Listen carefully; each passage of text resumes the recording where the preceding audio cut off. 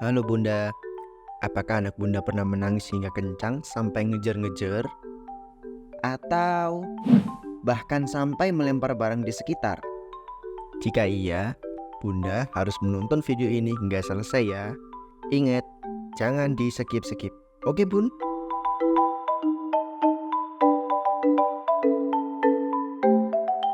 Anak akan mengalami perkembangan drastis dari perkembangan berpikir, emosi, motorik, fisik, dan sosial yang terjadi pada umur 0 sampai 8 tahun. Usia 3 sampai 5 tahun, orang tua harus lebih waspada pada perkembangan anak. Pada usia tersebut, anak akan belajar mengolah serta meregulasi emosi yang dia rasakan. Biasanya fase ini disebut dengan tantrum atau temper tantrum. Tantrum merupakan bentuk luapan emosi anak yang terjadi ketika anak merasa tidak nyaman atau keinginannya tidak terpenuhi.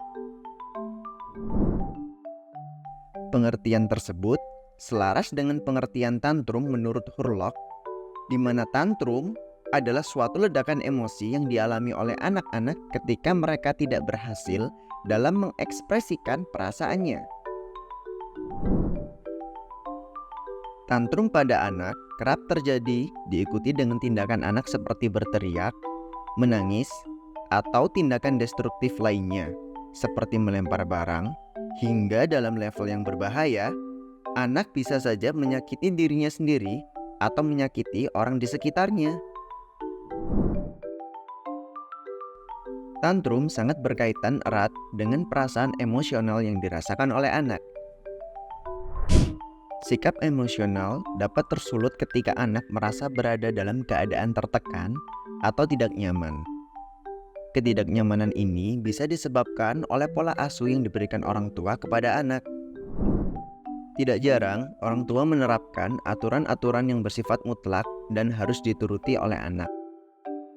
Ini akan menjadikan anak tidak nyaman dan memicu terjadinya tantrum. Kejadian yang selalu ditemukan adalah ketika orang tua melakukan pola asuh yang tidak seimbang. Bagaimana maksudnya? Bunda bayangkan ketika Bunda selalu mengikuti keinginan anak saat tantrum, maka itu akan memunculkan sikap manipulatif pada anak sehingga dia akan melakukan tantrum agar Bunda mau menuruti keinginannya.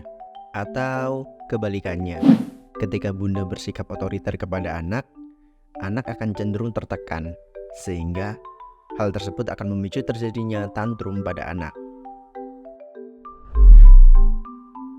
Bunda perlu memahami cara pola asuh yang baik agar Bunda bisa menghadapi anak tantrum dengan cara baik dan benar.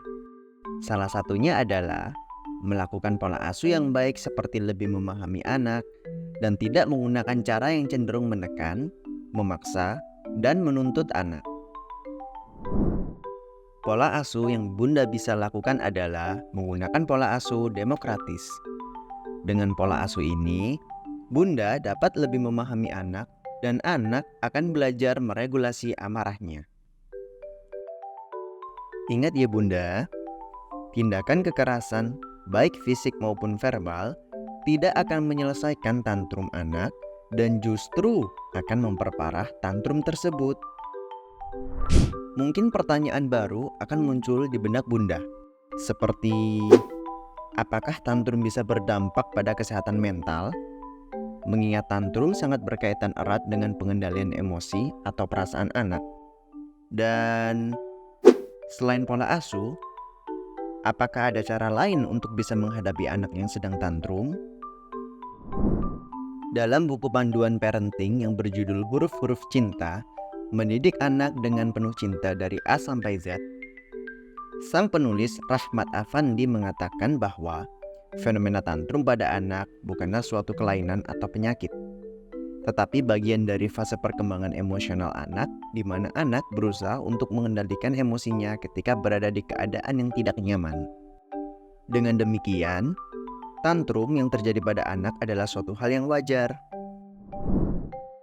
Tetapi, anak dengan pola tantrum yang tidak wajar dan terjadi dengan skala waktu yang lama akan menimbulkan dampak yang serius bagi kesehatan mental anak. Riset yang dilakukan oleh para peneliti di Washington University menyatakan bahwa mereka mengidentifikasi beberapa faktor resiko yang terkait dengan tantrum yang mengindikasikan adanya penyakit kejiwaan. Ini selaras dengan apa yang ada di Januari The Journal of Pediatrics yang membandingkan amukan pada anak-anak yang sehat dengan amukan pada anak-anak yang didiagnosis dengan depresi yang mengganggu. Adanya dampak ini dapat membuat kesehatan mental anak mengalami kegagalan dalam merespon apa yang mereka rasakan. Anak akan cenderung tidak dapat mengatasi emosi pada dirinya, dan pada tingkatan emosi tertentu, anak akan mengalami depresi. Lalu, bagaimana cara agar anak terhindar dari tantrum yang memiliki resiko pada kesehatan mental anak? Apakah pola asuh yang baik bisa menghindarkan dari resiko tersebut? Pada dasarnya, pola asuh yang baik memiliki dampak yang signifikan dalam mengatasi tantrum. Bunda bisa memulai dengan melakukan pemahaman yang mendalam kepada anak. Ketika orang tua dapat memahami apa yang dimaksud oleh anak, emosi anak akan cenderung mereda, sehingga tidak sampai mengalami tantrum. Bunda juga bisa melakukan hal-hal yang mendorong Bunda untuk lebih bisa memahami anak yang sedang tantrum, seperti memahami penyebabnya, memperhatikan gejala awal ketika anak mengalami tantrum, lakukan pengawasan dan pindahkan benda yang berbahaya yang ada di sekitar anak, beri waktu untuk anak menyelesaikan emosinya, dan berilah sentuhan yang menenangkan.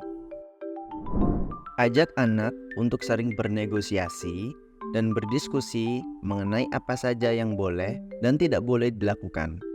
Dengan begitu, anak akan berusaha mengingat kesepakatan antara Bunda dan dirinya. Itu dia Bunda, penjelasan mengenai tantrum beserta dampaknya pada kesehatan mental pada anak. Matur nuwun Bunda. Semoga informasi pada video ini bisa bermanfaat bagi Bunda. Jangan bingung, jangan pusing. Atasi tantrum dengan bijak.